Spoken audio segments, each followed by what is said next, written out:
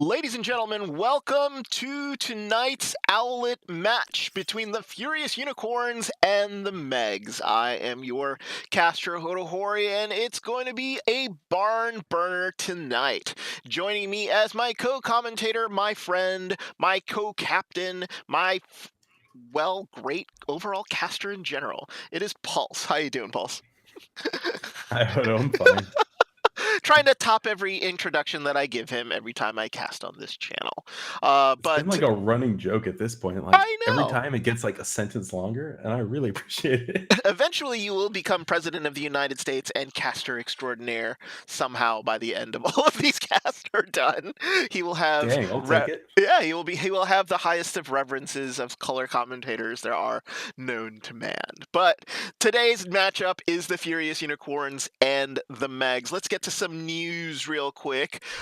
Just scores from yesterday in the Owlet tournament. It was Expandable Academy losing to the Megs on the main channel 4-0. Expandable Academy still having issues in the Majors division, trying their best to at least move on up there and get at least a map win to sort of settle themselves here in Owlet.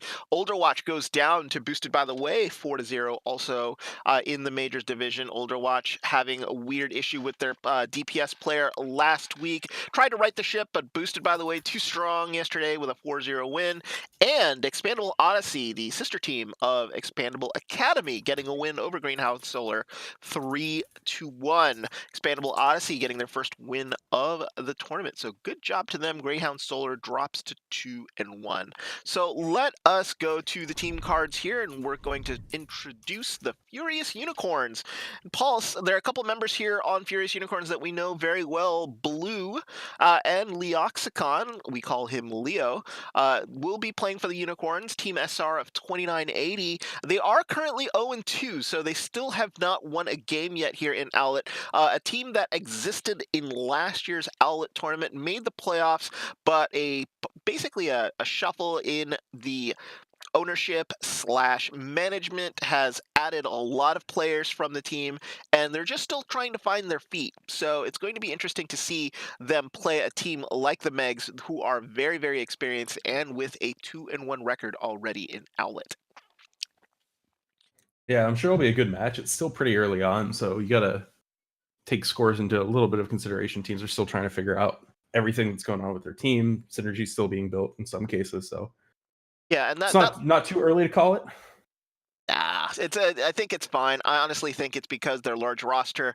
A couple people have not practiced with the team either, so it's going to be one of those things in which they're going to be trying to find synergy. They're going to be trying to find a roster that maybe does really well. So unicorns here, nothing to really worry about early on in the early stages of Owlet. On the other side, though, the Megs already up 2-1 here.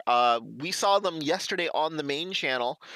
Cat and Magic Cat, the two kitties, doing very, very well. Magic Cat on that Pharah yesterday was absolutely fantastic and shut down the other team 4-0. They just had no response to the rockets that were coming out of the air, but it was plays from Lord and Cats and Nasky that were also very, very good for the Megs here. The Megs looking to pick up another win. They actually play on the weekend, so we will not see them during the week. So they will get their 2 games in and be done for the week here. So Pulse, the Megs, a very experienced team and already have a couple wins under their belt. Probably should be going into this game with a lot of confidence.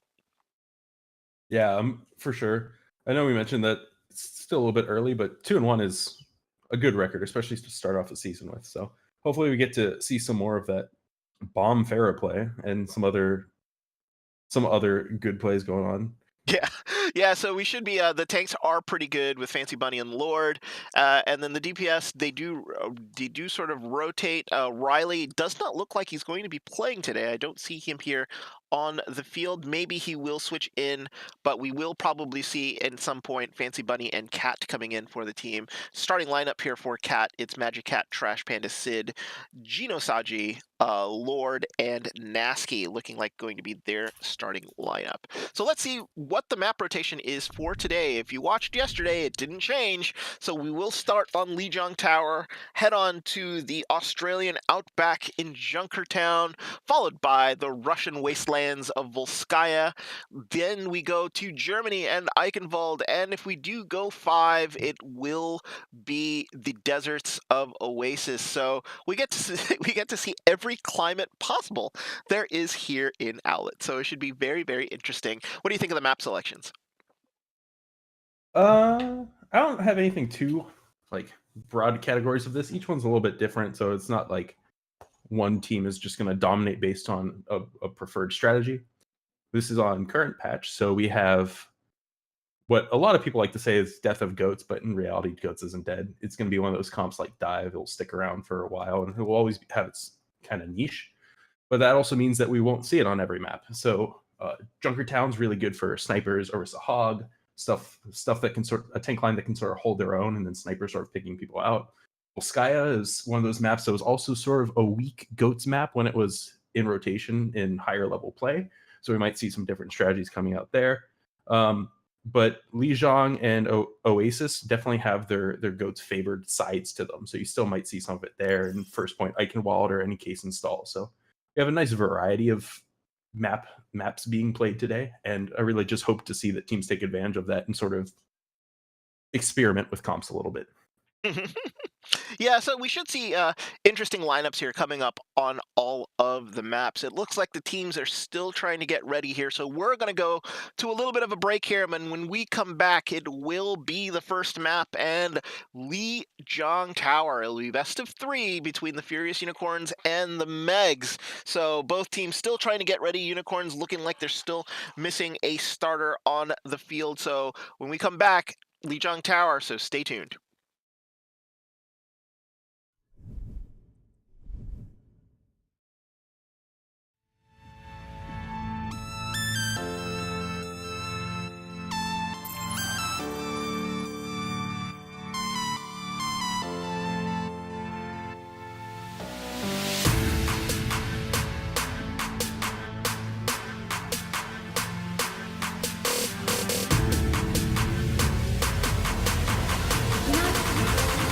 The world could always use more heroes.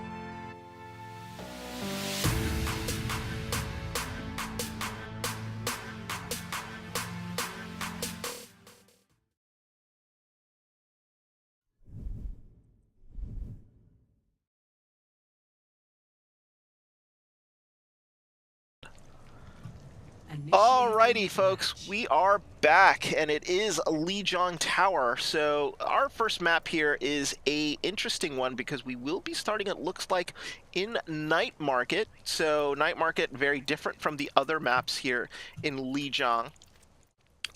Because you do have that sort of extreme high ground that you can, not high ground, but like you can play a Pharah, go up in the air. Pulse, you can talk more about this because the maps in Lijiang are probably all a little different and play a little differently. Yeah, I really love that Pharah high ground that you're talking about. But it's called the air. Yeah, we've all been there. It's okay. Lijiang Night Market, though, in particular, is probably the second most goats friendly, but it's very goatsable. It's very Pharahable. So that also means, since Ghost isn't meta, I kind of expect both teams to keep these pharmacy combos. And ideally with these, the goal is to have the Pharah sort of off to the side, just raining rockets into the point. Maybe get some poke around the lion statues at the front and then rotate towards the point. But they also are running a Widow on the side of Furious Unicorn. So maybe I'll throw Kink into the pharmacy on the other side. Yeah, and it looks like both pharmacies are going to be up and in the air here. So it looks like in blue you have the Megs, and in red it will be the Unicorns here. And they're probably just going to go straight into the middle, and that's where they are. They've met into the middle here. The difference in tanks, though, is very telling because Japan Banks has decided to go with a Winston as Trash Panda. Instead, will be swinging the hammer, and he does get the better of Japan Banks there on the point as the charge comes in, and it looks like this fight is going the way of the Megs. It looks like the supports, Frisky and Kitty, are the only two people left here with Puppy in the air trying to sort of rain rockets down. The rest of the Megs have sort of pulled offside as Lord is trying to get them off, but it looks like they're having a hard time trying to kill anyone. Jaemin and Japan Banks are now back, and this fight has turned around as Lord's getting demech and killed right away, and the fight ends up going here to the Furious Unicorns as they get first blood on this point. Yeah, we saw the Megs sort of roll in with the Rhine, which is a little bit harder to follow up with a Pharah because the Pharah's sort of pumping rockets and you want someone to follow up like a Winston. But they were able to get point control first because they were just able to block sort of all the damage coming in. They got to point, but then they sort of got collapsed upon by the Widow shooting inside and the Pharah shooting in rockets and the Winston sort of cleaning up. So it eventually sort of flipped itself on its head and the Winston benefits came to see themselves. Yeah, Jaemin there getting a big kill on Sid as he did have eyes up, so they knew where they were coming from. The engage is actually taking them all the way to the doors of the Meg, so the Meg's now trapped sort of here, just sort of engaging and trying to sort of come out. They've already lost two now. It's about time they should probably start retreating as Lord in that Diva will actually go back and meet with the rest of his team. 41% here for the Furious Unicorns. They're looking really good here against the Megs as the Megs are just having a hard time trying to get the foot in the doorway as they're actually going to be coming right back here. It looks like the rest of the team is ready as they're about to come out of the doors. Ults now for the Megs, they had issues using them in the last game that we casted, and now they've got all six as they're now coming in and trying to engage here on the Unicorns as a big Earth Shatter comes in. Finally, Panda gets nano boosted and is trying to get into the backline, but Puppy and Jaemin there doing some damage into the backline as Nasky has to bring Lord back up. Kitty getting a res here and a Graviton right onto the point where the res was. So now all of the ults come out here for the Meg as it looks like Leo is out of his mech and is going to be killed, and it's going to be a changeover in point. But with 80% here, it's really just one fight that the Unicorns have to win. Yeah, the actual turning point sort of for control points is around 87%. So they could potentially get a recontest in if the Unicorns take it back. So it's not completely over if they win a fight. They still have one more shot. But we also sort of saw the weakness of the Winston comp, where as soon as they got caught in the grab, there wasn't really much follow-up they could have done to it because they're also far away. They're sort of grabbed at the corner. So they really want to keep cycling these ults to make sure that they can continue to hold this front choke and make it hard for the Pharah to sort of peek around and get some damage in. I see. And it looks like here they're just sort of poking into the area here, and already Puppy goes down. Sid had gone down but got immediately rezzed here, so now the advantage here still with the Unicorns. Though Chino Saji going a little deep there gets taken out, so they do lose there's Zarya as Trash Panda here trying to fight Japan Banks in the middle area. Japan Banks has to bail, and Magic Hat finishes off Jaemin here. So Unicorn's not able to get a solid engage as a bomb gets sent into the back. Nothing doing there as nobody's going to be able to get connected with that bomb, as it looks like Leo on the point is going to get killed here by the Trash Panda. 60% to go, and the Megs have solid control of point A. Yeah, again, they still have really good control. the biggest thing that we see coming in this fight is they have a pretty big ult advantage. So if I were the Megs here, I'd try and make sure my team holds on to all of their ults so that they can sort of recontest without having to fight the barrage, the shatter, the grab, and make sure they can build up some of their own game-changing ults for the next fight. Yeah, and they're getting all the kills here. As we've been watching this fight, Magic Cat gets 2, and they haven't used anything. They're going to approach 5 big ults, but if you look at the ult meter here on the side of the Unicorns, they're also approaching a big 6 here, but they're going to get to the point soon. We're at 92%, as it looks like Leo here immediately going to the point here. He's going to try to stall as the Graviton catches the most of them by the door. Magic Cat takes out 4. We'll see that on a replay because that was a 4K there by Magic Cat. Overtime ticks down, and that's going to be that. The Unicorns there go down to the Megs 1-0. After giving up the point, they just couldn't get another percentage tick. Yeah, they really sort of had trouble. The same problem that the Megs had coming in, where if you have a Pharah, you can just keep raining at the choke to make it really hard for people to come in. And especially that last fight when they sent the Diva, Leo, to go touch the point, it just completely leaves your team open for the barrage, which they probably knew that they had to sort of take one for the team, but the barrage Graviton was just too much for them, and everything sort of just went out of favor. Yeah, unfortunately, it's just a combination of bad there for the Furious Unicorns. They were just unable to protect their lines there, and they just got rained on by rockets. So now we go into Gardens, and we still see Magic Cat and Puppy both on the Pharahs, so they're going to be raining rockets here onto the point. But this point plays a little differently than the night market, as it looks like the Unicorns here have opted to go straight actually onto the point, whereas the Megs actually go wrapping around trying to avoid the Pharah as much as possible. So point control here being conceded to the Furious Unicorns, as they're just happy to sort of fight on point. Looks like, though, as they do come in, Trash Panda is going to try to sort of clear them out with that big giant hammer. Genosaji takes out Japan Banks, whereas the Lord actually gets taken down, and he will be demech'd, but the point control goes to the Megs here, as Trash Panda is able to demech Leo, and the rest of Furious Unicorns here have to back up. Yeah, it was a really interesting approach, and it really came down to they wanted to make sure they had that inside sort of protected from the Pharah just because they had the Rhine, and they really played to their team's advantage by going that way. The Pharah didn't really try and do anything flashy, didn't try and take a fight, and then they just got themselves on point and made sure that neither Pharah really had a huge impact beyond just getting some shield damage in at the beginning of that fight, and it just sort of folded towards the Megs. Yeah. As it looks like here, they're holding the bridge defense here pretty solid, as it's Jaemin in the back here looking for a hack target, I think. He's trying to sort of figure out a kill that he can sort of get right away. Sort of a little bit indecisive, and his team's sort of waiting to make sure that he can sort of do something here. As an Earthshatter comes in from Trash Panda, as he's going to be able to hit 3 with that. Looks like Leo and Jaemin both go down, followed up by a Graviton, using all the ults here, not having any issues using their ults right now. They're at 55%. Everybody here now back up as Magic Cat gets res, as she was killed on the way, and the Unicorns here have to gather back up into spawn. Yeah, Jaemin taking a little bit long on that hack. It really looked like he was scouting out for their team, which is probably why it took a while to uncloak, but it also just sort of lined up the team for the Earthshatter there that kind of wiped them right away.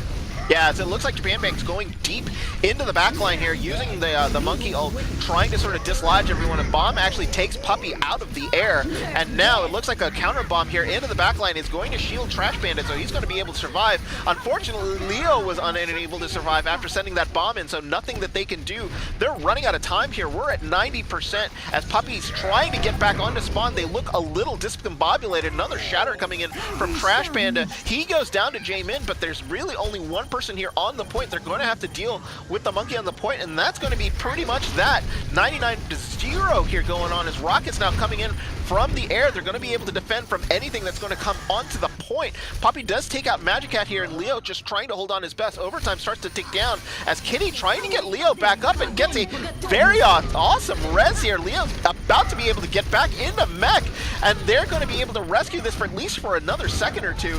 Down he goes, but Japan Banks now in the hamster gets immediately ulted, and that's going to be that. The Megs here are going to take Lijiang Tower 2-0. Yeah, the Japan Banks came back for the stalls, but no one can really stall when you get solo brushed like that. But the idea was right. They went for the ham and make sure you can get back fast, and they just were lucky enough to have that ult out. They were saving it for a rainy day, and the rainy day came rolling at your face. So why not? That's exactly right. So fantastic work here by the Megs. They take an early 1-0 lead here, as they did not look very troubled there on Garden. So looking very, very confident after coming off their win last night over Expandable Academy. So the next map here is going to be Junkertown, so I figure there are going to be some switches here on the side of the Unicorns, but honestly, like, you know, the comps that we saw from both the Megs and the Unicorns, you're probably going to see similar play. It's a very open first point and relatively second point. So I don't think you'll see very many changes with regards to comps, but you'll probably see some player changes here, both on the sides and the Megs. What do the Unicorns have to do here in Junkertown to sort of maybe even up this game? I think they looked really good coming out on night market. They were playing with their comp pretty well. Like they were making sure that Winston was able to sort of just follow up when he needed to. And Jamin was getting some really, really sick shots on Widow to sort of help start the game, make sure that they weren't ever coming in with full health along with their Pharah. I think Junkertown's going to be a little bit different because Pharah is generally considered pretty bad on Junkertown just because of how sniper favorite it is. So we will likely see the flex DPS player / role sort of changing something up. Maybe you might see him on Hanzo or something different. And if that player plays towards Furious Unicorn strength a little bit more, then I think we'll have a much better showing, and potentially we'll even see them win the map. Oh, interesting. So, as we go into Junkertown here, do you think the Bastion buffs will come into play? Because I know with the recent buffs to Bastion, and you know, Pirate Ship was such a favorite here on this map. Do you think possibly either of the two teams will probably come out with that? I think Bastion is honestly still the preferred strat for Junkertown. Goats obviously was sort of a counter to it because it allows your tanks to get up and it really lets them sort of live as long as possible against Bastion. And since it's a little bit weaker, there's a pretty good chance we'll see it. Oh, right. The Bastion buffs being they sort of made him more accurate the longer you shoot. I want to sort of point out that it's not in the current patch yet, but the armor changes are sort of due to land soon, either this week, probably on Tuesday or Thursday, or next week, Tuesday or Thursday. And when that happens, that will also sort of change Bastion's interaction a little bit because he will technically be a little bit weaker, especially weaker in that he's less tanky, but also stronger in that he can shred armor much faster. And Yeah. that's when you will probably see Bastion really sort of rise back up in a lot of these sort of pirate ship comps, or even sort of out of pirate ship comps with Symmetra, Orisa sort of teleporting shenanigans. That's what I'm actually interested in seeing, because with the armor changes and stuff that's going to be going on, you're going to see some weird stuff happen, and it's going to be fun to see the incorporation of maybe a teleporting bastion on some maps where high ground is very, very important, like some places like Numbani or Route 66 or something like that. So it'll be Or Temple very of Anubis. Temple of Anubis, where you can move bastion off the pillars on the side or even on defense and move them all the way up. So it'll be very, very interesting. It looks like we did have some changes here coming in. It looks like Riley, DPS for the Megs, will be coming in here for, I think it was Gino Saji. Yeah, so they do have a substitution here for the Megs. So looks like everybody is ready here. Kat, who is our lobby attendant, will be readying up both of the teams. And once we get started, it will be Junkertown. Eternal Shiva saying okay here for the Furious Unicorns, just waiting on the Megs to go, and it will be Junkertown in our next map. Yeah, it looks like there was also a sub on the side of Furious Unicorns. Oh. It was that guy Tyler came in, and forgive me because I can't remember who was subbed out, but it was their off tank player. Okay. I think it was Leo, because Leo was Yeah, playing. it was Leo. No, wait, Leo's in, so they subbed in another player, I believe. I see. So interesting. Because Kitty and Frisky were the ones on support, so their other DPS, it looks like, subbed out for a third tank. Yeah, so interesting. So that guy Tyler now in for the Furious Unicorns, and now we are in Junkertown. So it is a little bit of a change here. The Megs will be on offense first, so they will be in red, and the Furious Unicorns will be able to change up, so they will be defending first. looks like there are going to be some changes here need to make from the specs. There are going to be some, just a little bit of background. So with the patch changes, hopefully coming soon, there are some administration changes that are going to be coming within the lobby. So Pulse, did you know that you can now transfer lobby ownership to people after a year and a half of not being able to? It's one of the most things I'm excited about, honestly. And I don't know if people have noticed it, but this came in the recent patch that dropped. But if you look at the team bars at the top of the screen, you can actually see when people are using ults or hacked or sleeped or stunned. So that's a really nice update they suddenly added. But any sort of status effects you can see right next to the player's name. You can see when they're using their ults. And that just, these little things like this are sort of what everyone has been waiting for as far as the spectator client. Yep. Took about 2 years to get them, but finally they're getting on there. Blizzard, they move like molasses. What are you going to say? So that's just the way they are. And Riley here on the Bastion, as we called, he will be, looks like, protecting. It'll be a half pirate shear here because no Reinhardt, so they're going to actually just going to be trying to protect him with the Orisa shield, as his gun is actually sticking out of the turret shield. So he's actually positioned himself on the back of the payload here, trying to not sort of expose himself as best as he can. Magic Cat on the Pharah here, trying to sort of rain rockets and open it up for Riley, who is going to be on that Bastion, as Riley now being pushed by the payload, trying to deal with Jaemin in the range, in the area, but down he goes. Japan Banks with a great kill there on the Orisa, but Riley gets rezzed immediately, and Jaemin takes out Trash Panda. So down goes the front line, and no Orisa means no shield for Riley, so he's going to have to try to make it back into spawn. Furious Unicorns here with a pretty decent defense, as all of the Megs will have to sort of fall back and wait for their tanks. And you mentioned the half pirate ship. Generally, the preferred pirate ship strategy is an Orisa shield, just because it has infinite, basically, uptime. And then a secondary tank, generally Hog or Diva, someone that can sort of help protect it, because just having 2 shields, you can still sometimes shoot between it. And Diva generally gives a bit more protection, whereas Hog gives you a lot more aggression that you can sort of give out. I like it. Learning there, folks. Lots of learning. That's why he's the best caller commentator in the game. Jaemin there taking out a Magic Cat in the air. So Magic Cat having a lot of issues here with a lot of free and open space here. Jaemin has been hitting those shots on that Widow, so therefore not very many rockets going to be able to come through. If going to be able to keep Magic Cat at bay here with that Widow. They're not going to be able to put any pressure on her either, as it looks like a nano boost here comes out onto Trash Panda as a bomb gets sent into the air. Everybody's bailing out, but nobody's going down. Raleigh actually went all the way into the back to take out Jaemin, so that's going to open up some space here for the members here of the Megs, as now rockets here are going to be raining down. That guy Tyler being exposed there in the back, and down he goes. Kitty going in for a res, trying to get Frisky back up, get his Deanna back up, and an immediate sleep onto Riley here, but he's sitting in the middle of 3 members of the Megs.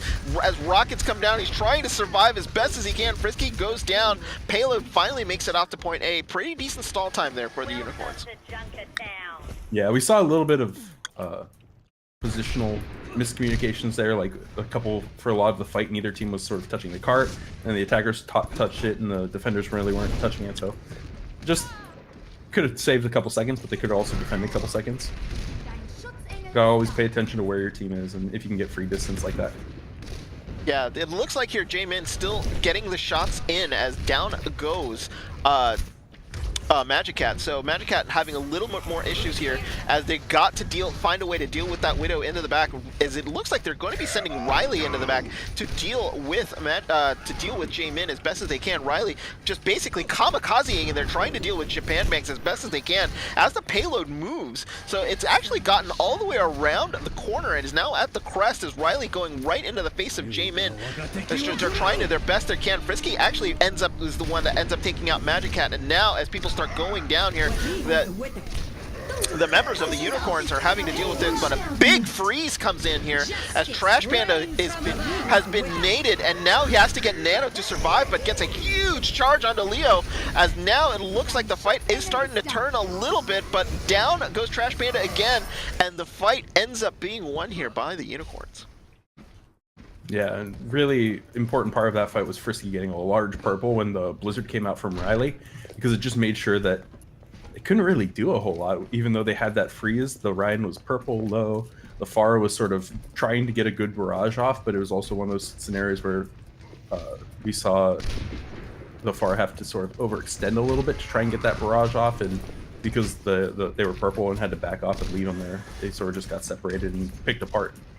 Yeah, it looks like Magic Cat though has had enough of the Pharah as now she goes to the Widow, but now kills coming in. Magic Cat getting a little bit of revenge here on Jaemin and on Kitty, but the rest of the kills have been going the way of the Unicorns here, as it is going to be only the Widow left, and finally Magic Cat ends up going down too. Furious Unicorns here putting in a pretty decent defense here through point B. Yeah, I really like the way they're sort of setting themselves up for these fights, making sure they're in the proper position to drop down, making sure that Furious Unicorns take a lot of damage on their way in, and just making it, to put it politely, like sort of make life hell for them, not give it away, make sure that they're taking advantage of all these like little micro plays to make it hard for them. Yeah, as it looks like here, they've done some switches on the side of the Megs here. Riley going to it looks like he's going to the Genji here. It's going to mess with their ult economy, and that's going to be a huge problem here. As you notice what the ults are happening, Magic Cat takes out Jaemin, and Riley gets res here, so they're able to turn this fight around a little bit here. Ult's probably going to be coming out on the side of the Unicorns here if they're going to be trying to sort of save what's going on. Jaemin actually gets back up as a dragon comes right onto the point, and that's going to clear that out a little bit and open up some space here for the Unicorns to come in. Nano Boost now going on to Japan Banks, but he gets ulted right into the face there. But as he's Nano Boosted, he's going to be able to stay alive. Big purple here onto Trash Panda. They're going to be able to get him down, and down going with the main tank going down. Japan Banks here going to be able to stall at least a little bit here and just sort of swing away. Magic Cat trying her best to deal with the tank here on the point, but just not doing enough damage here as Japan Banks just sort of stalling on and letting it sort of go on. 30 seconds left to go as Leo coming back here trying to help his tank as much as he can. He immediately gets slept and gets purpled, so he's going to go down here. As both tanks are going to be down, point B is probably going to end up going to be conceded here to the Megs if they can get back. Frisky gets a big nade here, but that's not going to be able to stop the Megs. They're going to capture point B.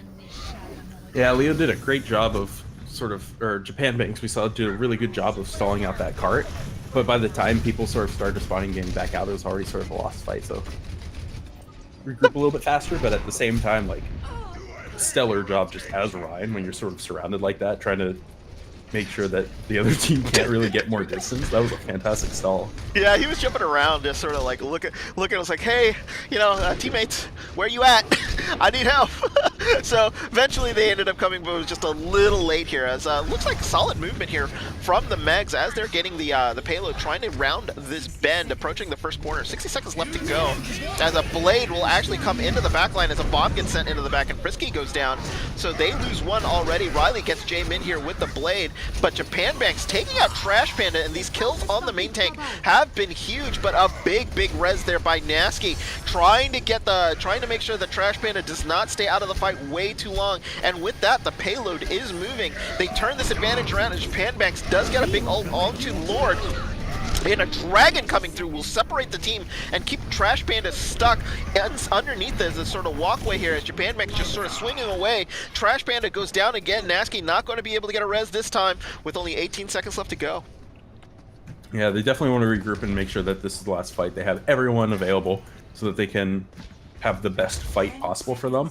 But even then, it looks like Ryan's going to be late to this fight, and they're going to sort of have to force a 5 and 6. Yeah, and that's going to give a huge advantage here to the Unicorns, as Riley just immediately goes to the point, looking to just make sure that overtime does start. Jaemin gets a huge opening kill here on Magic Cat, and a big shatter here from the back, but just not able to finish people out. As Trash Panda goes down, Lord actually is getting demeched, and Riley trying to hop as best as he can to sort of stay on the point. Looks like they're not going to finish. 2 points and some distance here for the Megs. Furious Unicorns have a chance to tie it up.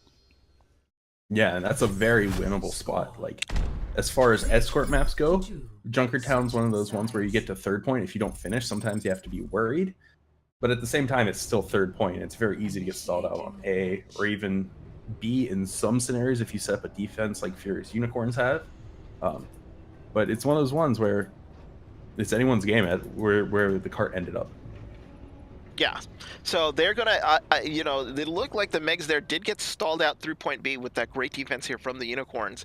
So the Unicorns here trying to sort of make sure that they can get through some of these sections relatively quickly because, you know, point 3 is probably going to be the hardest part for them to go through, but we don't know what kind of defense the Megs have up their sleeves.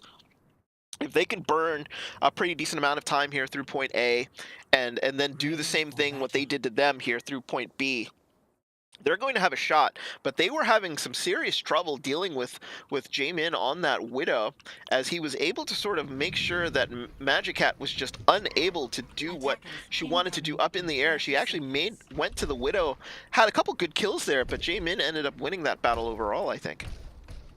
Yeah, definitely. And part of that goes to just Magic Cat playing far into Widow for so long. It's one of those scenarios where you might not lose every fight, but it definitely makes you play much safer, and sometimes you're not contributing the damage you need in a team fight, even though you still have that gold medal damage, just because Flora really likes to be in a position where she's uncontested, just raining damage in.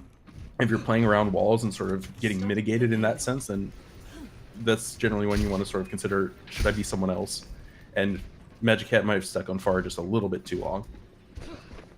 As it looks like here now, the Unicorns aren't going to be coming in. They're going to be running up into a Zen Goats comp that is going to be sort of interesting here. They're going to try to trap them here underneath the bridge. So you'll see the Brigitte trying to sort of position herself by the doorway, and now they've positioned the shield. They know exactly where they are. So out they come here and engage immediately as Japan Banks goes down really, really fast. As that guy Tyler and Frisky getting kills of their own also, and down go the Unicorns there. Leo was able to get Lord out of the mech, but that was all they got. Yeah. This is sort of one of those cases where you see the power of goats, even though it's not really preferred on Junkertown normally. If you're not prepared for it as the defenders, you really need to sort of hard reset, regroup, and figure out what changes need to come through if you're making changes, or just figure out what you want to do differently. Japan Bank's actually moving his payload relatively well, as now looks like as that guy Tyler going to the Pharah up into the air here is going to try to counter at least this Ghost Comp as best as they can. He's going to be up in the air, but he gets taken out. Kitty was actually too busy protecting Japan Banks, and unfortunately was unable to save that guy Tyler. Transcendence already coming out on the side of the Megs as Sid trying to sort of keep the rest of his team alive. Kitty going down here, and a rally now coming out from Riley too. So they're blowing all of their support ults here as the rest of the Unicorns have to fall back. Yeah, I really like the sleeps that have come out from both Ana players so far. They've been getting some sick ones. Sid playing Zen right now, but even on Lijiang, we just kept seeing these really nice sleeps to sort of just clean up fights and start fights and everything about them. And it looks like here they're going to be coming out again. No, looks like no way. As Tyler now getting the support here from Kitty, going to try to make sure that he can get some space and get into the air here. Not really any threat. It's going to be up to Lord to get up into the air and deal with the rockets that are going to be coming down from that Pharah. As rockets now are just sort of raining down. We're taking a look at the overall fight here. Trash Panda has his way on the payload here, and it's forcing Riley up. Great grenade there will catch Riley and Trash Panda, and down they go. Graviton actually comes in. Nobody goes down. Great shield placement there by Japan Banks. So the advantage stays up here, but down goes Japan Banks, but the Bongo is down. He gets immediately rezzed, and kills have been coming in, but looks like Lord actually will get taken out here by Leo. Now it's about 6v3, 6v4, as down goes Magic Cat here. Trash Panda and the rest of the Megs are positioned very, very badly here to stop this payload, as they don't have any other players available, as looks like Leo trying to just sort of make sure with that hog ult just to push people off the payload. 50 seconds left here on the clock as Sid gets hooked and killed right away. Pretty bad stagger there from Sid. He's going to take some time to get back onto his team. Yeah, definitely. And we see them, the momentum finally kind of rolling through. They were playing the high ground a little bit better against the Goats, so that they were able to just sort of pump in damage and clean up kills when they presented themselves. But we still see 3 minutes taken off from the Furious Unicorns there, and it's going to be really hard to make up that time unless they can just completely roll through B in 1 or 2 pushes. And that was the part that they were able to sort of stop the Megs from doing anything really well. That guy Tyler here now is going to be in a little smaller confined space, but he's going to still be able to sort of rain those rockets, and a great grenade there by Frisky is able to take Nasky down, and ulting right into the face of Trash Panda is that guy Tyler. No fear as Jaemin going to the Bastion. Middle Bastion switch, very rare to see, and you said about rolling through point B, that looks like what they just did. That's exactly what they needed too. Now they have the full 4 minutes to try and get this as far as they can in C, and 4 minutes is honestly a lot of time for C, especially from the comp they're sticking with right now, which is the Bastion Pharah. If they get one more nade like that, we'll just see them clean up. Yeah, I've got to give Frisky my sort of plays here. Those grenades have been on point. Trash Panda has just not been able to get any healing as he's been exposed there by the big giant purple grenades that have been sort of being hit. As Riley going up there with the Mei, trying to deal any sort of crazy damage, trying to stall the payload as best as she can here on that Mei. Nothing doing here. Jaemin doing a really good job on that Bastion, sort of being able to sort of counter this sort of heavy goats comp as they're trying to get in there. Another big purple there will get the rest of the team down as a bomb actually gets hit in the back as Lord hits a big 2K there into the back. The bongo is down, but it looks like the fight has been won here by the Megs. Finally, they're able to stop the cart, but it looks like with only 30 meters to go, it's going to be a hard sledding here for the Megs. Yeah, that's a really real case, and they're sort of picking a screw Bastion comp, if you will. It's very low on healing, especially for having what I consider 4 tanks, because Mei is much closer to a tank in ability style. And if sort of they keep playing this Orisa Roadhog comp, unless they can get a pick with either Bastion Zulge or some nice play, they could honestly just win by swapping to all mobile heroes, like Winston, D.Va, Pharah, and then just rain on them, because no one really has vertical mobility besides the D.Va, and a D.Va can't solo dive 6 people. So if this fails, and they are having trouble breaking this, they still have that option to go fully mobile. Oh, and here's a big ult here by Jaemin. Leo gets caught there into the back, and Jaemin getting caught in the freeze here, so they're able to stop that. Great transcendence there coming in from Sid to rescue his team, but the reses are coming in as Leo and Frisky are still alive here onto the point. That res probably not going to be able to do anything as Leo gets taken right back down. Minute 46 left to go. They still have about 22 meters to go here, Pulse. That Riley coming in on that Mei has been a big help here to prevent that Bastion from putting in any damage. Yeah, Mei especially is one of those heroes where a lot of people struggle against her, because playing against a Mei means that you have to play differently, and people really don't like to play differently if they're forced to. We do see some switches coming up. They're ditching the Bastion, sort of going to a more ground-based comp, hopefully to deal with it. But I still really like the idea of sort of switching maybe to Pharah or someone that isn't really countered by MA, or they take advantage of the fact that the Megs are lacking a lot of vertical mobility right now. Yeah, and so it looks like down goes Leo. Is going to get staggered a little bit with 1 minute to go. Their window is starting to close here on the offense. And do we see we do see another switch, and they might be listening to the stream right now. We are running on a delay, but it looks like Jaemin here will be able to go to the Pharah, but this is going to be pretty much last chance saloon here. They're taking their sweet time to get back onto the payload, so they've given up pretty much one push here and put all of their eggs into one basket, and now the rocket's starting to come in here as Jaemin trying to hit as anything he can. That dragon will actually start to zone out the point a little bit here. They want to get out Trash Panda and Riley. Those are going to be the two targets they want to sort of focus down. It looks like a nano boost coming out as it looks like a transcendence here coming in. That's not going to save Trash Panda as a bomb gets sent into the back. Japan Banks able to save his team, but unfortunately unable to protect him from the graviton that hits him into the back. Now Leo here trying to do his best, try to stay back onto the point. The Pharah Rockets just not have been doing enough damage and taking out enough team members here as Leo gets frozen on the point. Overtime starts to take down a big Earth Shatter, and another freeze is probably going to lock it up here. Jaemin trying his best to ult onto the point, and what a heroic defense here from the Megs. They're able to save Junkertown and take a 2-0 lead in this match. Yeah, definitely good main pick by Riley there. The other team was not expecting it at all and had a lot of trouble adapting to it, which really sort of just grinded away the time for the third point. This was a good trans, but if had the Bastion not died in that scenario, we might have seen something different, because that purple happened. And the whole game, Frisky, we saw getting amazing purples like that. Yeah, I mean, I have to give it to Frisky because those nades were on point. But you got to believe though, with the play of the game, you saw Sid come in with transcendences right when they needed to happen. So it was absolutely fantastic. Their supports all around. Kudos to both of the teams. Now with a 2-0 lead, the Megs are in a very comfortable position. But we head into Volskaya Industries as our next match. Both teams here. Oops, excuse me. Just trying to get us back here to the maps and scores, as I'm having a little producer issues as I'm doing play-by-play and everything that's going on. But as we get into Volskaya here, it's just a little different animal. But both teams here are going to be taking a break, so we will also take a break. But when we come back, we're going to inform you as to what might happen on Volskaya Industries. The Megs up 2-0 on the Furious Unicorns. Stay tuned. Let's see if the Unicorns can come back and even up this match.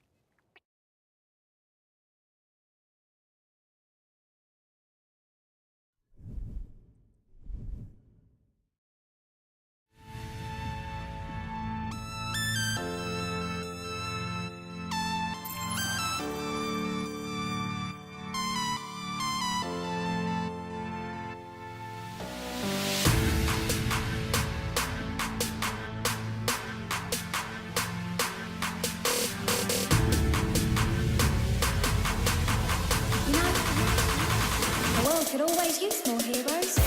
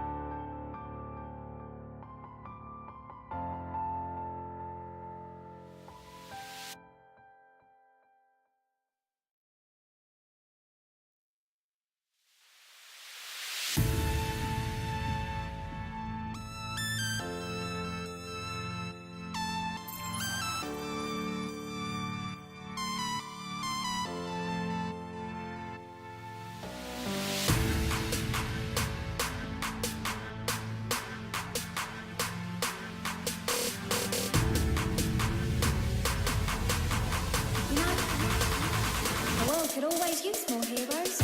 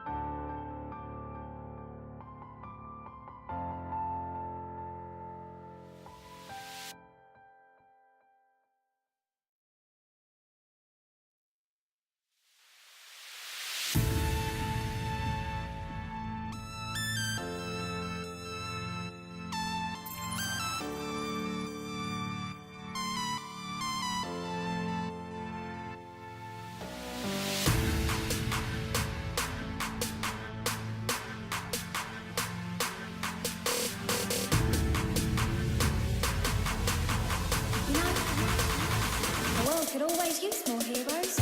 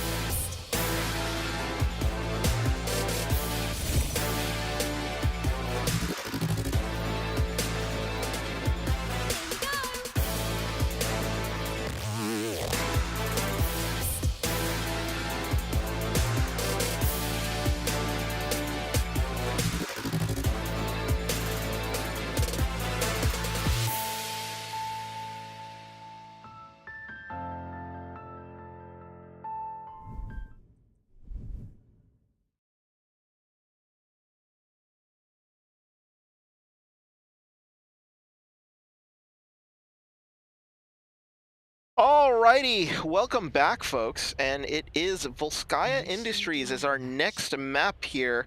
The Megs up 2-0 here on the Furious Unicorns. Unicorns here going to the offense.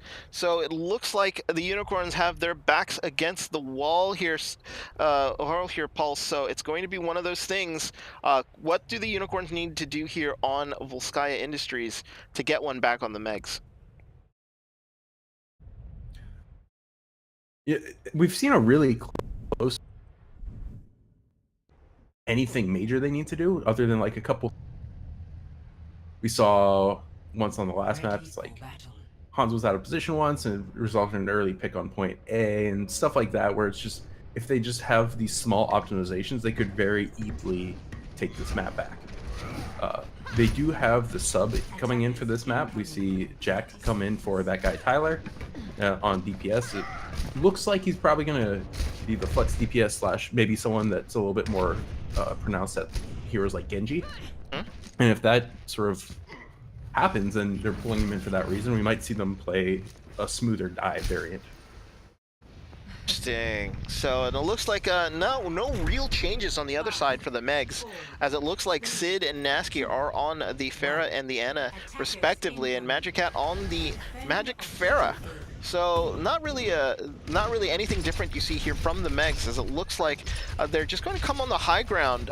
The Furious Unicorns here trying to figure out an area on where to push. Japan Banks on that Winston is going to just dive onto the high ground here. Magic Cat trying to sort of dislodge him and make sure that they're in, but it looks like the Unicorns are in when ready to play, as Jaemin here has found the high ground here and takes Riley out, as Magic Cat trying to focus on Jaemin, but they've already lost their soldier on defense right away, so there's not going to be really much that they can do about that, as it looks like they tried to get him back up and it's not going to happen. So the res did come in, I think, for Riley, as Magic Cat takes Frisky down, and the rest of the Unicorns here are spread out a little bit. They need to sort of focus here and try to figure out who they want to dive on, as Magic Cat's going to be raining rockets onto their Winston, as Kitty here trying to keep Leo alive. Jack actually takes down Magic Cat, and Jaemin finishes off Nasky, so down goes the pharmacy. So that's going to give them the opening that they need. Nobody's going to be pounding on them from the air, and Kitty asleep on point A is going to be able to sort of get some tick here, as Fancy Bunny and Lord is actually trying his best to sort of trying to sort of keep that point alive, but the two tanks here are up against it, as a Graviton actually comes out here, will take Kitty out, and Jack goes down. So they're going to be able to sort of hold this as best as they can, as Magic Cat sends a rocket right into Jaemin's face. And I thought this was actually going to be a win for the Unicorns, but instead it looks like the Unicorns are going to have to retreat. Yeah, we see sort of the beginning half of Attacker's spawn advantage coming in there, where we thought the Unicorns were going to sort of come back and roll it, but two phenomenal sleeps by Sid, first on the Valkyrie Mercy, let's not forget, and then one on the Genji that dove her, making sure that Sid could stay alive. And it's plays like that I really think the Honest have sort of been popping off this map and really shining. Yeah, it's just absolutely great as Magic Cat and Lure Law is getting kills of their own here and are going to be able to stall this push as it looks like Leo is going to get taken out, and absolutely he gets taken out. 150 here left on the clock and just a couple of false starts, and you think that that the Unicorns were going to be able to take a point, but instead now they are waiting outside just trying to make sure that they can regroup and attack again, but time's sort of running down on them. And we do see a couple switches come in. Riley on last fight came back as Doomfist from a Soldier, and we see Jaemin trying out his hand at McCree right now instead of Widow, just to hopefully give his tanks a little bit more staying power. Yeah, and it looks like here Jaemin does get a kill on Riley, so they do get that switch actually pays off right away as a Rez actually trying to come in, but Nasky gives his life for it. Fancy Bunny with a big Earth Shatter here is going to take out the Japan Banks, and it looks like again the Unicorn's just having some real trouble getting through the doorway as Jack is going to get taken out as he's sort of running away. They do get a tick here as nobody was paying attention to Jaemin onto the point. He's going to get taken down eventually here as they're going to get around to him. He's going to get staggered pretty badly, but 50 seconds to go. They are able to get a tick, so that is at least something. Yeah, that tick can mean the entire difference because that also means now not drawable. One team will probably win, and at the same time, if they move fast, they could potentially get 1.5 pushes, like a push into a push and then a stall into a second push. But they do have to make sure that they move quickly through this. Jack here immediately going for the blade, unfortunately unable to do anything as he was purpled and taken out. Trade kills now going back and forth between the two teams. Japan Bank's getting nanoed there is going to save his life as Jaemin trying to look for an angle. Leo on the point here, trying to sort of get as best he can. 13 seconds left to go. Jaemin unfortunately gets Riley, but unfortunately gets taken out. 5 seconds left to go. Is anybody going to be able to make it to the point? 2 seconds left to go. They are going to trigger overtime here. 2v2 here on the point as Jack is going to be trying to take it out, but down goes Fancy Bunny. Lord actually trying his best to sort of stay alive as he's nano boosted onto the point, but the spawn advantage here with the Unicorns, but Magic Cat getting a big ult there was able to take out one of the members of the Unicorns. Japan Bank's trying to hide as best as they can. Jaemin trying to use that ult to get anybody down. Not going to happen. Leo's going to get demeched, and it is going to be Jack. That's all that's going to be left on the point. He's got to make something out of this blade. Not going to happen there, and they do get the hold. They do only give up about a tick and like 2-3%, but great defense there from the Megs. Yeah, we saw 2, even maybe you could say 3 fights where it really looked like the Unicorns were going to run away with it, and then stalls just came through and they kept stalling and they kept stalling, and then they finally regrouped and just took control of it back. And again, a lot of that was from really good stall tactics. So Sid with like the nano boost onto the Zarya to make sure that Jack couldn't finish it, and that was perfect timing more than anything, because just as Sid was walking back, the Ryan died and the Zarya was low. And we also see a couple switches that kind of sort of made it possible, like Riley switching for the Soldier for Doomfist to get back even faster, Magic Cat coming back with a couple big barrages when they needed it. And it's just, even though they were doing things that you'd normally consider bad, like dying with ults, they were coming back with ults when the other team wasn't really keeping track of their positioning or where they're coming from, and using it to surprise them to sort of take back the win.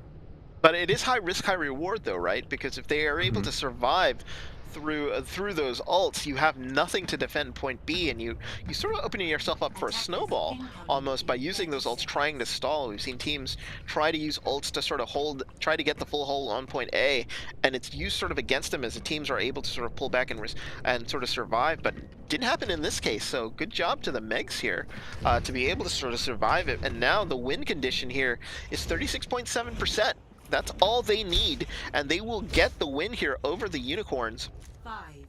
So the Unicorns here need to make sure they get a full hold without giving more than a tick and a smidge, essentially. And now here it looks like Japan Bank's going to the Reinhardt and will sort of defend a little farther back here behind the truck, as Jack here on the Genji are sort of trying to figure out where are they going to be coming from.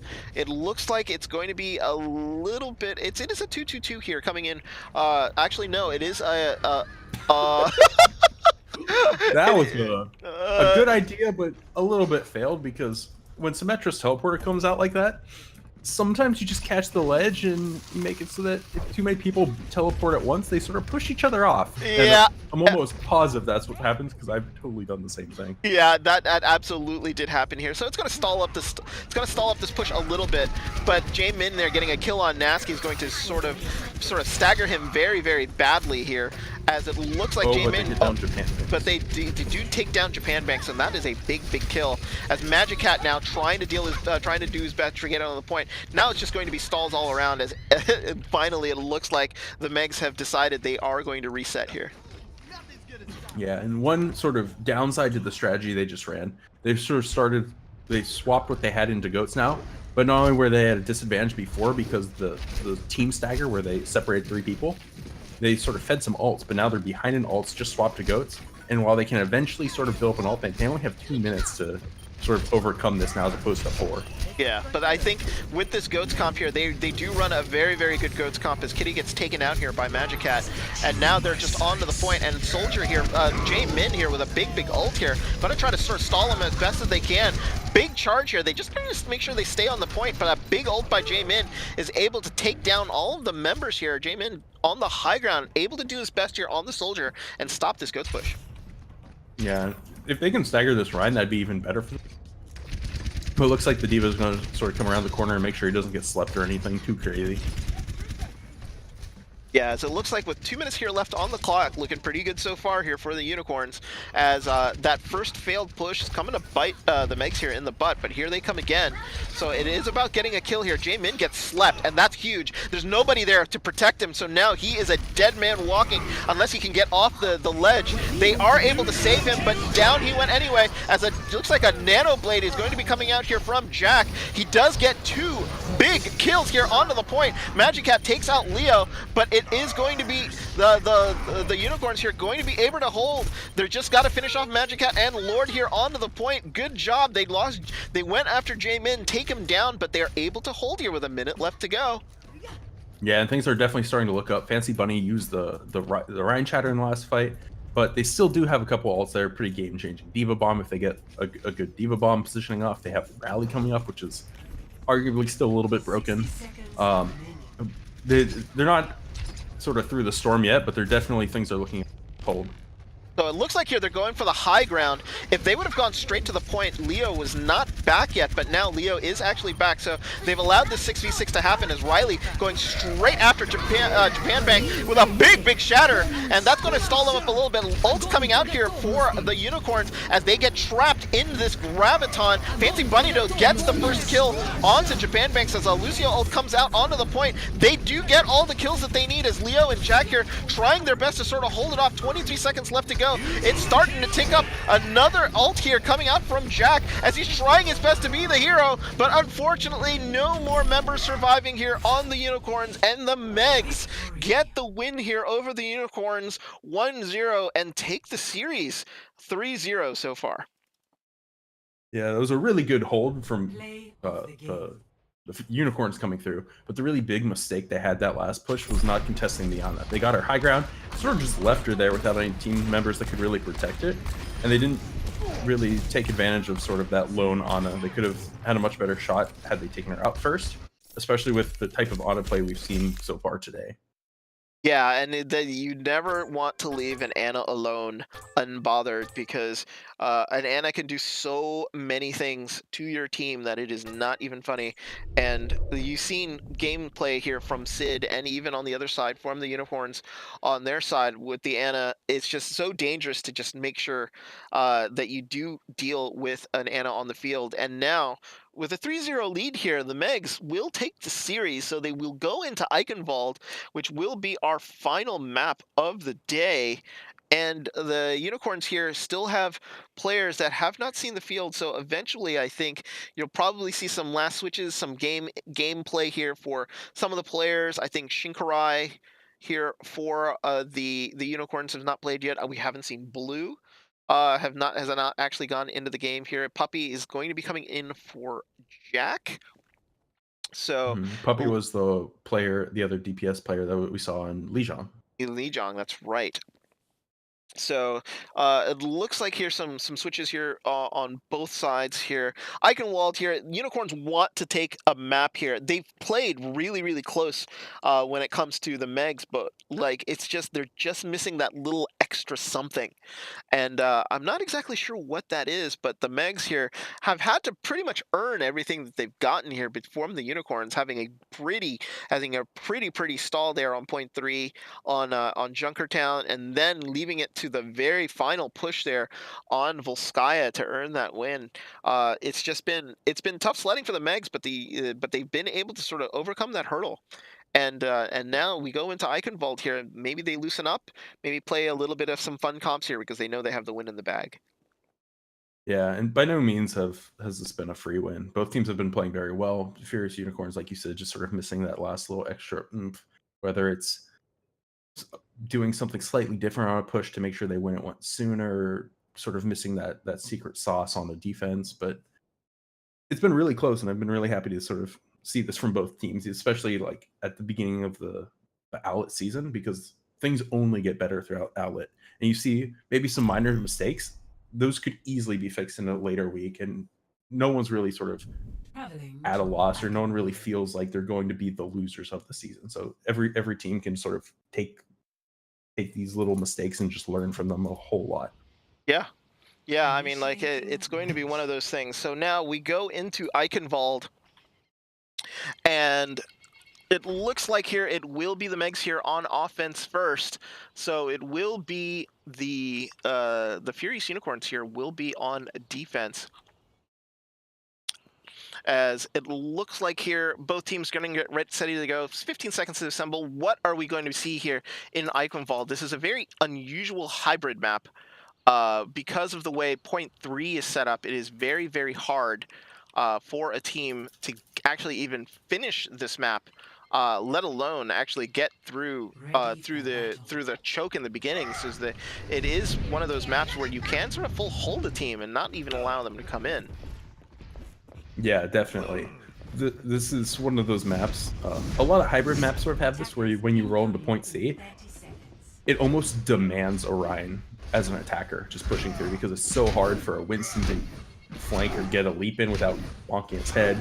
Orisa's not bad again, but like a lot of teams really prefer having that shatter, prefer having fire strike, which can go through shields. But second point sort of the flip, so it almost sort of demands a Winston, and if you're playing Orion, you're at a huge disadvantage due to the high ground everywhere. And when maps sort of demand that change in team comps, you see a little bit different things come out, because not everyone gets to play what they want all the time.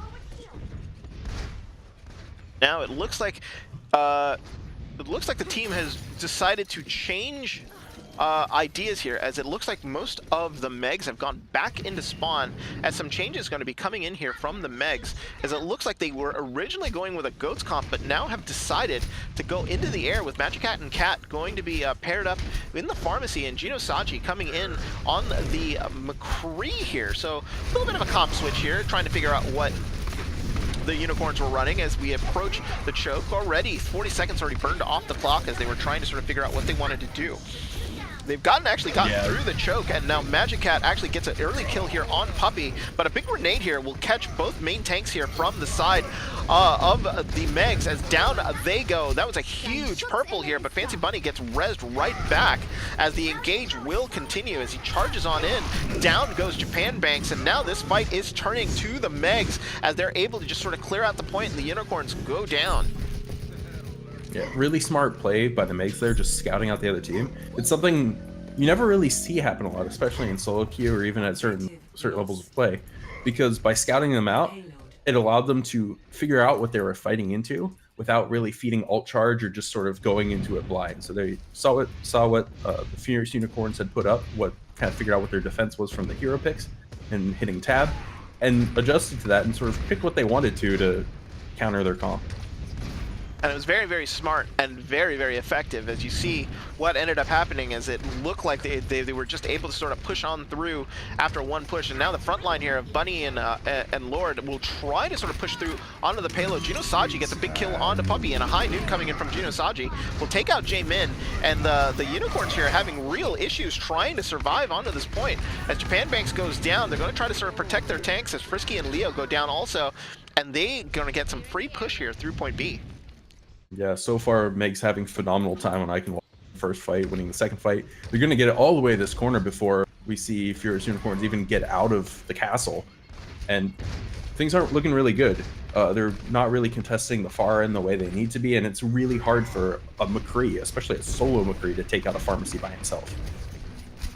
Yeah, and it's going to be very, very difficult here for them to sort of get this, the momentum here on the side of the Megs. Earthshatter coming in from Japan Banks, and Fancy Bunny trying to put in an Earthshatter there too. Does catch Jaemin, and down they go, but the payload is still moving as Japan Banks moves off of the payload. Puppey there, the only one being able to guard the payload. They're going to give up point B here as they were sort of trapped on the side, and down go the tanks as the charge comes in and eliminates both of them. It looks like here momentum still with the Megs as they're able to sort of push in, but Frisky and Jaemin getting some 2 big kills here, and they're going to stall them up a little bit.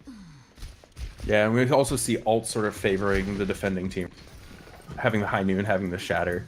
And there's really nothing to sort of respond to those two other than just having good reads as a Rhine player from Fancy Bunny, being able to block it. And this is really Furious Unicorn's time to sort of make their statement and sort of mount the defense that they wanted back on point A. Yeah, as it looks like here, they're going to be trying their best. Jaemin does have a high noon here, but he doesn't have really any targets to shoot.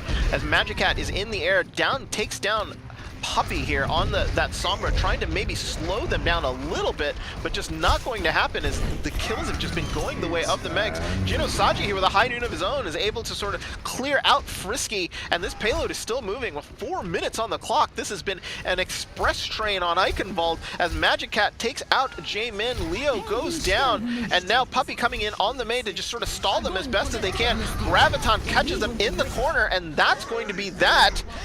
What a super fast Eichenwalde here by the Megs. Yeah, that was... It's going to be hard to come back from that, especially on Eichenwalde, where you can very easily get holed up on a point if you're not maintaining that momentum. What we need to see from Furious Unicorns to come back is exactly what the Megs did to them. Counterpick their first comp, make sure they scout it out, make sure they play smart, and play advantages in that sense. So if we see them mount some crazy cheese defense, then come out with pharmacy, come out with things that can sort of counter that. But so far, like I've said, Magic Cat was sort of just uncontested for most of that, in the sense that there are a lot of teams that like to say, hey, go create a counter pharmacy, and that's one of those things that it's not a hard counter in this game. Hard counter being something where if you pick it, the enemy team can't play this. And that's partly due to the fact that if a far plays cover really well, McCree can't shoot her. So you need to do a little bit more on your team just to make sure that your whole team is doing things to counter it. Switching Divas, possibly the best hard counter for Pharah. Having a Zen definitely really helps relieve the pressure of a Pharah. And just making sure you're playing that cover. But they're sort of just not really taking into account the Pharah other than saying, we have a Kree forehead. That's enough. Yeah, and especially if that healing beam is on the Magic Hat the entire time, it's going to take more shots, and very accurate shots nonetheless, to take the Pharah down. But now you see some of the changes that you've mentioned here. Frisky going to the Zen, and Jaemin going to an Ashe here. So it's the first time we're actually going to see an Ashe in this game, but probably just so that sort of that mid-range sniping to try to deal with what Magic Hat has been sort of laying out. Puppey going in to maybe scout and see what is in the back line here to figure out what they're going to be running, going immediately sort of to the point as Junosaji and Lord are sort of holding high up towards the bridge to try to figure out. Immediately, tick actually starts to build up as Magic Cat and Cat have fallen back onto the point to sort of drag out the pressure, as now Japan Banks on the Winston, not on a Reinhardt, gets rocketed into the corner, so down he goes. Main tank going down here, and that's going to stall up this push here from the Unicorns. Yeah, and we're in that territory where it's not time to panic yet, but you already know it's not going to finish with them. And with every fight they lose, they, as players, you kind of have to feel that building. And the psychology behind it is it might be sort of one thing holding your team back a little bit here. You might see some sloppier play because of it, but if they're able to sort of pull themselves back together, they can still win this if they finish point C and then mount a much better defense on A. That should be their goal as a team right now. Yep, that should be their goal, as now it looks like Japan Man sort of diving on in. Leo actually will get, they do get Fancy Bunny, so they do lose a main tank here, so that is going to be their opening. We're going to be trying to see if they can actually just push on in and press their advantage here. They couldn't get the res off, so therefore they're fighting 6v5 as Genosaji here trying his best to sort of survive onto the point, but Magic Cat and Cat, that duo doing a pretty decent job is sort of stalling them on the point. And here we see Bob. Bob gets slept onto the point. They want to wake him up, but he just did his job. He took out Cat there, as now finally he's going to put some pressure here on the Fancy Bunny, but not enough time as Grabton comes down, will catch Puppy, and down he goes. It looks like the Megs here doing a pretty decent job of stalling onto the point, as Leo doing his best here to just sort of survive onto the point. Japan Megs now trying to push the rest of the Megs back. That Farah in the air, they do have to deal with it, but Trash Panda gets rezzed here from Cat. So slowly but surely, members of the Megs are starting to come back. Jae-Min gets rezzed here on that Ash, and a big dynamite there will force looks like their Ana back onto the point. It looks like it's still contested here, and finally the rest of the Megs are sort of trapped in the tunnel. They're sort of deciding whether or not they want to come out. They definitely don't want to die, but point A here is going to go to the Unicorns. Yeah, and that's still a very, very good time. That's something you see a lot more common on Eichenwalde, whereas so by no means are they out of this yet. They'll likely have a worse time, but it's still one of those things where if they come back and play their point A defense better, they can still win this map. Yeah, absolutely. So it looks like they're trying to get this payload through the portcullis as they're trying to deal with all the spam that's coming down here. Leo actually tries to focus in on the Magic Cat, and down goes. Great shot there by Frisky. Now they have a little bit of advantage and a little bit of space here. They want to make sure that they can sort of deal with what is going on the field. Fancy Bunny getting really, really low here as they're trying their best to sort of deal with anything. A big shatter, but a big transcendence here is going to save his team, as Puppy here is trying to make sure that the rest of his team is going to stay alive. Frisky doing his best as he can to try to keep the team alive here, as it looks like a dragon will come through, and that's going to zone out a little bit of the team, but not really going to do very much damage, as Bob trying to actually stay on the point is not going to get taken out by Genosaji here. And we're already at the first corner, 3 minutes to go here, and now the Unicorns here have to sort of reset and try again. Japan Megs trying to slowly but surely crawl up that hill to move that payload, maybe give themselves a little bit more space. Leo gets demeched, and that's not what they want to see. Genosaji finishes off the job as Fancy Bunny here dueling with Japan Megs, and a big graviton, and down goes everyone. No diva on the field means free reign for the combo there, and it looks like the Unicorns are going to have to reset.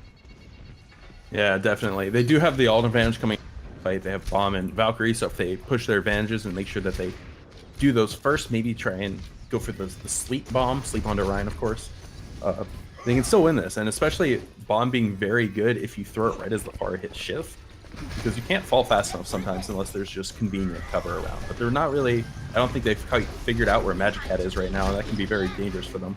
Yeah, and then Leo's got to be able to...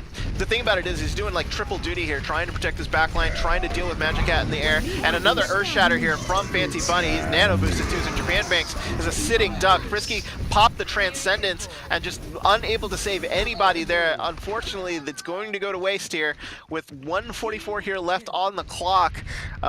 Did not want to see that trans come out, but it was sort of reactionary there from the Unicorns. Yeah. You do see Frisky switch to Brig now, so you really have to think that they're just doing it to set up a Shatter combo at this point, because Mercy Brig is overall kind of low healing output, especially if you have a Mercy that wants to sort of damage boost the Hanzo and Widow a lot. Yeah, so you'll see Frisky try to go right after Fancy Bunny. As you notice him right next to Japan Banks here. They're playing basically side by side. There's the bomb, and that's going to still get lured. And Frisky, weird charge here from Fancy Bunny, is able to take out Japan Banks. I saw on my screen it looked like Fancy Bunny was making an S-turn as he was charging in, but no, Japan Banks comes right back up and goes deep into the back lines here as he's swinging away. And now it looks like the Unicorn's finally getting some decent push with 50 seconds on the clock. Yeah, definitely. And when you're sort of approaching this bridge, it makes it very hard for the defenders to come out unless they come out in a very coordinated manner and with clear goals in mind. because right now we see Jaemin setting up way in the back as Widow, which gives the Widow free sightlines all the way up pretty much through their choke, and they need to be careful about that if they're not sure where the Widow's playing from. Yeah, and it looks like they're going to preemptively send the Dragon in with. It looks like they did end up giving up point B as it did actually trigger. So now Unicorns here have a shot to finish this. As 143 here on the clock, it's not impossible. Leo, unfortunately, does not have the bomb yet. This is one of those things in which they want to use the bomb. I wish they had it right there, but they were able to get 2 big kills here. And now the momentum here clearly on the side of the Unicorns. Unfortunately, Japan Banks there was purple, so they was unable to sort of get any healing from the healers, and now they finally stalled this payload. It stopped at the first corner coming through the doorway here as they're trying to sort of build up all. Minute 16 here left on the clock. It's not over yet. It's definitely not over. We do see that the Megs have a barrage of Valkyrie and a Graviton. Give me. But if they use that both in the fight, they could be at a pretty big disadvantage of only having the 2 support ults. We really want to see Fusion Unicorns play to get that ult advantage. It looks like they're swapping goats, sort of on a goat, but make sure they drag out that barrage Graviton so that their next push is going to be free. The longer they do take here, though, the less pushes they have. They're already sort of down to the range where they can only really get 2 pushes in from what they could have potentially had 3 pushes, though. Yeah, they got to be really careful. Leo here's got to be aware that the grab's going to come in, but they caught him before they were even ready. So here they come. Rockets are going to be able to come in, and kills are going to be coming in, but it was very, very fast here. So therefore, they're going to be able to get another push in unless Magic Cat is able to sort of stall them out. No, they all go down, but they do get one more push, and they did get the grab out. So there is a little bit of an opening here for the Unicorns. Yeah, definitely. I don't think Magic Cat needed to commit the barrage there, but they wanted to be safe. However, since they did, that means the push ended much faster, and they really have a final shot at recontesting, especially if they can get Fancy Bunny down before Shatter. And they do get Fancy Bunny down, and down he goes. They send the bomb into the back, and now it's going to be overtime pushes. So every kill is going to be stalled out a little more. Big Shatter coming in from Japan Banks is able to catch Lord and the rest of the members, but Magic Cat with another barrage is able to take Japan Banks down here. This last chance saloon for the Unicorns. Leo, recipient of the Nano Boost here, trying to get anybody that he can, and a big Shatter coming out from Fancy Bunny. He's going to get into the back line, takes down Kitty. So it's just a matter of cleanup now as Puppy and Leo are trying their best to survive on the point. Jaemin now coming in on that Zarya, trying his best. He's going to get taken down. Japan Banks now coming back on the hamster. Payload is right there. Down goes Trash Panda. So Japan Banks here trying to spin and win. He's going to be trying to survive as best as he can. Graviton actually catches Japan Banks here. He's going to get blown up, but another stall coming in from Kitty, and Kitty's got to just touch the point. Not going to be able to do it. The Megs finish off the Unicorns here 3-2, win the series overall 4-0. Yeah, they made a really good final push. We saw that the Megs on defense there accidentally gave up B, and that really gave Furious Unicorns, not Fusion University. I was watching Contenders earlier, but it gave Furious Unicorns really the opening they sort of needed to make NC. They played everything very well until sort of they were in overtime, and they just sort of lost track of the ults that they needed to be keeping track of. They didn't really pay attention to Orion. They weren't playing around him when he respawned, charged back in, got a free Shatter. They weren't really keeping mind of the Far and how quickly Fars can build barrage, because that's one of her strongest points, is that she's very punishing against teams that don't do anything about her, and she was just nailing rockets into it, and they couldn't really do anything because they were playing that 3-3 goats comp, the 3 support 3 tank. So what I really like to see from these teams as they go through Owlet is definitely pay a lot more attention to other team supports. We saw a lot of really good DPS plays. We saw really good support plays, but I do think the one thing that was lacking is sort of the tank synergy in dealing with Ana, because that's something that's almost entirely on tanks to do with. Either Ryan blocks sleeps, Bubbles to sort of block sleeps, but also making sure you pay attention to that nade, because we saw many fights just sort of happen based entirely off of did this team get a nade or not. And while they were really good nades, as Ryan, you sort of need to be aware of them, and as Diva, you sort of need to be aware of them. So it's kind of that weird tank dynamic where depending on what your tank and duo is, you have to be sort of adjusting to it and making different plays based on what the enemy is. And if they can get more used to those Anas and sort of figure out how to play around those nades and sleeps and sort of eat them, block them, or purge them correctly, then I think that both teams will get significantly better.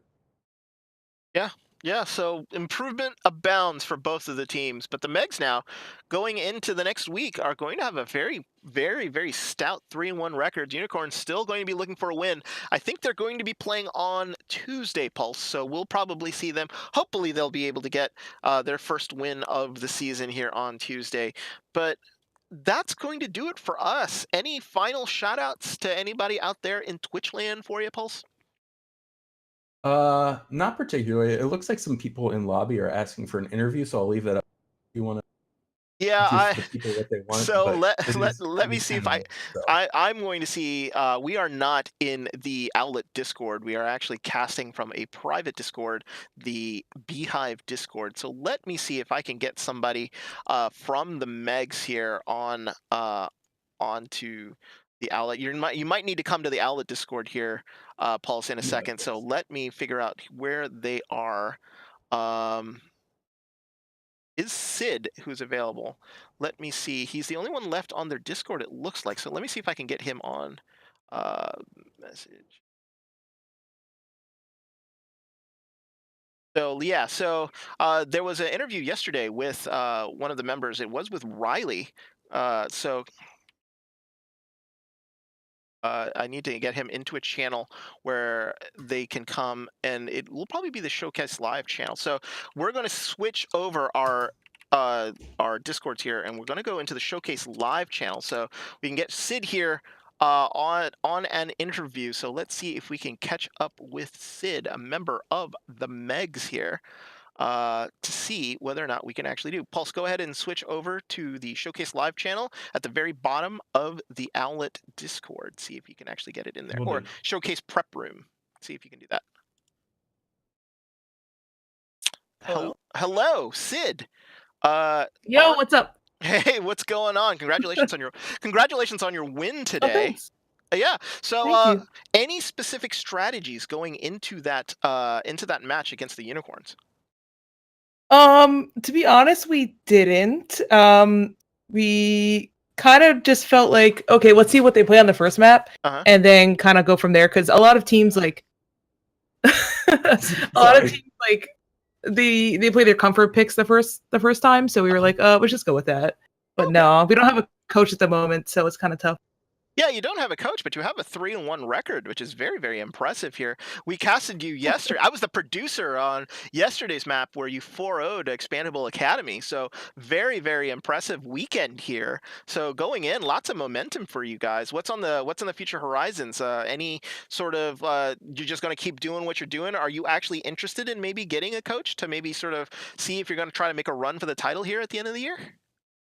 Yeah, I mean, I think we're definitely looking for a coach because we have some secret strats that we try to work out, like the one on Volskaya, but we didn't practice it, so clearly it doesn't work out. But yeah, we're working on it. Hopefully we'll get someone because I think we're performing a little bit better than we expected, I think. So I don't know, we'll try to ride the momentum. Yeah, so like, is there any? You guys are very, very flexible. I mean, like Magic Cat there on that Farah has been 2 days in a row now that she's just been raining rockets down onto people, and it's just been opening it up for you guys. With the meta change coming up and goats not being as popular, I mean, like, are you going to try to keep running this sort of pharmacy combo down, or do you have the flexibility in your team there to sort of change up to figure out maybe when the meta changes a little bit that you're very comfortable with what you guys are going to be running? As like sort of the game sort of changes up going into the next couple weeks here in Owlet. Yeah, I mean, we kind of like playing goats. I kind of like playing goats because I play support, so it's Okay. easy. But, but yeah, no, I think all of our players are super flexible. We even flex roles. Like basically everybody's a flex on our team. So yeah, I don't think it'll be a problem. Magic Cat, he's really, really good at Farah, but he's got a deep pocket, so I'm not concerned. But yeah, no, I think we'll be okay, honestly. All right. Pulse, any Uh, questions for you? Yeah, the whole game pretty much we were talking about your sleep darts, both from Anna, the really good Zen play. From Oh, both thanks. really. So good job on that. But I was first of all, is Anna sort of like one of your comfort picks, or is Zen your comfort pick, or how do you sort of stand on the flex support role? I pretty much play everything but Brig because honestly, I don't like Brig. Fair. If you go by my hours, I guess Ana's my main.